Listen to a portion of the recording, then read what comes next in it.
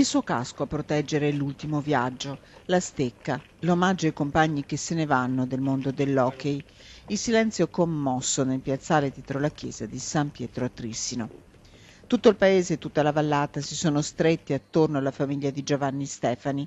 Erika, ministro per gli affari regionali e le autonomie, si stringe alla madre e al fratello, nell'abbraccio che sorregge e tenta di lenire il dolore del cuore e dello spirito.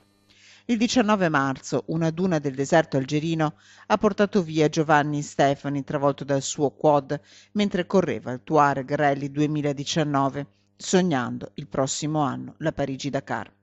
Fotografi e telecamere sono lasciati nel piazzale per volere della famiglia, ma all'inizio della celebrazione si susseguono i ricordi. Un amico lo rimprovera affettuosamente: «Caro Giovanni, sei stato veloce, ancora una volta, troppo veloce». È partito nel suo modo, come gli piaceva.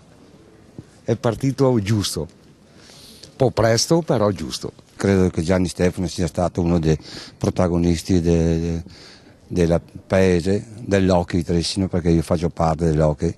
È stato uno dei promotori, uno dei conservatori dell'hockey Trissino.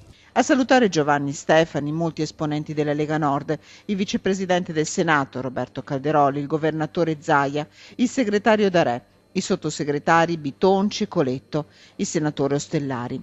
Molti esponenti della giunta veneta, tra di loro Roberto Marcato. Non è nemmeno facile trovare le parole, anche perché insomma Erika la conosco molto bene, mi dispiace molto.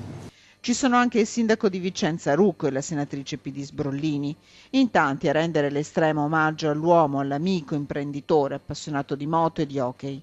La Stecca saluta anche la sua uscita dalla chiesa. «Voglio volare», hanno scritto i suoi figli nel ricordarlo. Il viaggio di Giovanni Stefani inizia.